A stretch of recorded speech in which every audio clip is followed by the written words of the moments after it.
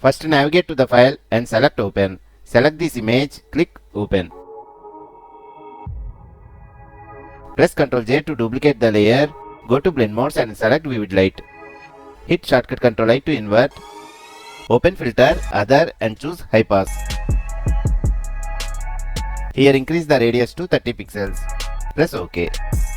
Again go to filter, blur and choose Gaussian blur. Increase the blur radius to 10 pixels. Click OK. Now hold the Alt button and hit the layer mask option below. Take the brush tool, change the foreground color to white. Now fix the skin like this.